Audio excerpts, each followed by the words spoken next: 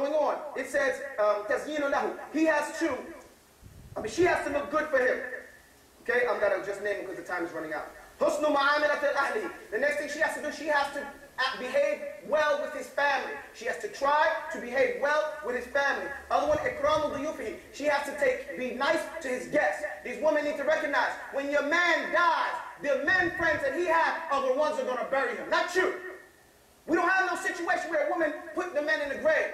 His menfolk is going to do that. So they need to respect his menfolk and understand the role they play in his life. Usually those men that he around are the last people on earth to touch him and the ones to place him down in his grave. So she needs to have some respect. And if she needed some, those are the ones that's going to do for her. So she needs to have some respect and honor his friends. Like the Prophet ﷺ honored Khadijah's friends even after she was dead. He used to send them gifts to her friends after she was dead. Going on, it says, she has to have some integrity for him.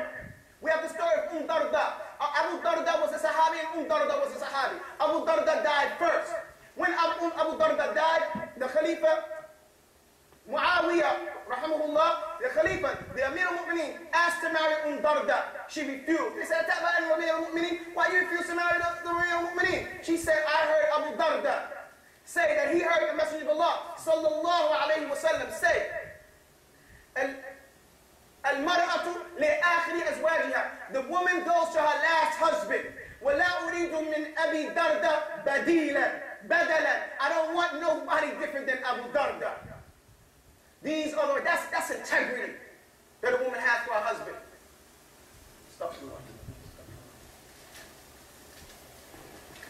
Alhamdulillah. وكافى والصلاة والسلام على مصطفى وآله وصحبه ومن اتقى.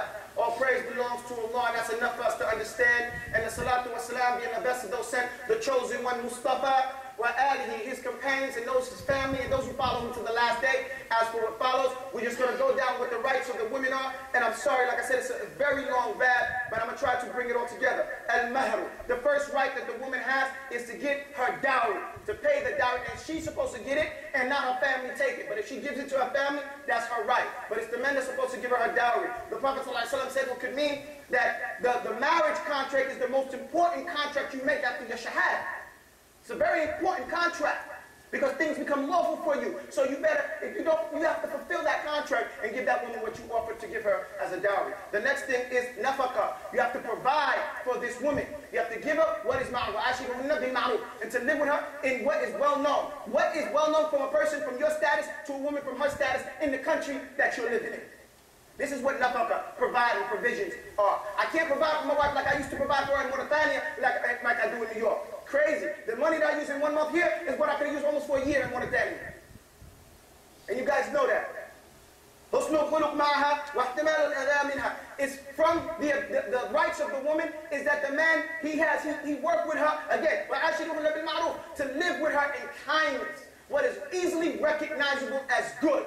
We have the story of the Prophet ﷺ when Aisha was annoying him and he was arguing. The Messenger was arguing with his wife. Abu Bakr walked by. He heard what was going on. He came and he tried to beat up Aisha.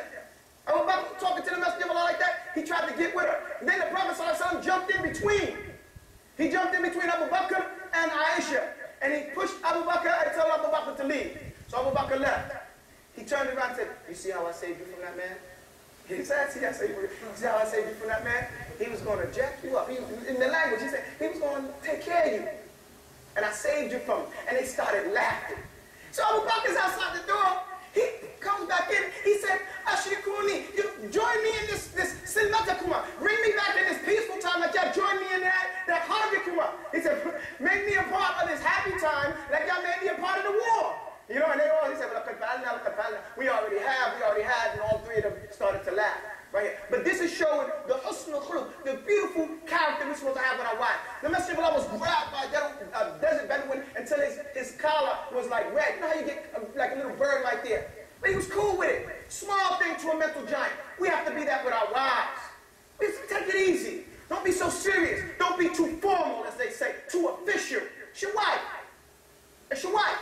The wife of Abu Bakr was pounding on his chest. That story they say when the man came to his door, if you read into it, she was punching him. Because Umar's a big guy. She's hitting on him and yelling at him. He didn't do nothing. You chuffing Umar? You worried about it that much? Your neighbor's going to curse? Everybody's hearing this from the Amir al-Mu'mineen. He said, no, she cleans my clothes, has my children, takes care of the house, you know, feeds me. It's only for a little bit. I'm out in a certain amount of time. I got to go. So I can be patient only for a little bit of time. If you spent more time with the men, it wouldn't bother you so much. But you be around the women so much, you become acting like that. Getting petty like that. Sensitive. Super sensitive. And the Prophet said, "La tahassasu." That's why we don't see people hanging out in the masjid hour before salah. Home, sitting with them. And then the Sahaba used to hit the bed. So now, we know what you're fitting. Trying to get me to stay here. And Umar used to look down on them and spend too much time at home with their women. It's supposed to be time for this, time for that. Going on. And Yazina, he's supposed to increase on being gentle with her and playing with her. The Prophet ﷺ raced Aisha. He played with his wife. He used to go to his wife Sauda's house and laugh with her every day. Laughing and joking with her. And this is the woman he didn't give her her knife. She gave up her knife. But he still would go over to her house every day and laugh and joke. And she was very funny. Very funny woman. So it says that she's supposed to do more than just be nice with her. She's supposed to play with them. Women like to play. She said actually, that he shouldn't play with her so much so that she loses respect for him. And that she forgets that he has the last word in the house. So there should be some times where he doesn't play but so much. You know, we used to say back in the day, and we'd be cool, but you know, you're going too far. And you stand and you get a little serious. Being serious sometimes, there's nothing wrong with that. There's nothing wrong with that. Here we go. That's from her rights for you to do that. Why is it from her rights? Because it helps keep her in check. Keep her in check. And some of you guys are scared. I'm going to say I'm keeping my wife in check. Keep her in check. That keeps the fitna off the rest of us. Then it goes over here, see, this one here says that he's supposed to be jealous for her. He should be jealous for her, and he should go to Ityanuha fiya. I don't want to say it. Well, actually, it says it. He said, go to his wife and have intercourse with her. That's from her rights. That's what he should do. And if you need to go work out, then go work out. If you got to go take the Viagra, take the Viagra. The ulama say this is good because it helps keep the ummah healthy and keep the ladies happy. So this is her right. So you have to do this thing. Even, and it goes further, and like I said, Allah's not scared of the truth.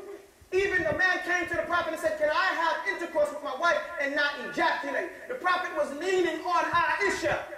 Aisha was standing behind the Prophet, and the Prophet was leaning on her, and he said, yes, I do that with this one here. Showing what can be said and what cannot be said. And there's authentic narration. No disrespect. Allah is not, Allah is not afraid to give the truth. And the message of Allah, there is in the message of Allah a good example for you. A beautiful example for you. So we need to do those things that's going to make our families happy. Put a smile on their face. Then it mentions here, 3 people will never enter Jannah. And as a proof of this. And one of them is a-dayyuth. A-dayyuth has been described as a pimp. The ulama describe it, and you know what a pimp is. You in New York, you know what a pimp is. But here, in the language, a-dayyuth is a man that lets his woman run around naked. What's naked? Her feet all out. You want to see your wife's feet? The Prophet ﷺ told Aisha, I don't care what country you come from. Islam is Islam. That's the real. Keep your culture. As long as it stays within Islam. If not, leave Islam and follow your culture. See where it gets you. That's word. Because a lot of people want to follow their culture. To hell with your culture. That's where it's going to take you. Anything besides Islam is nonsense. So take it the way you want to take it.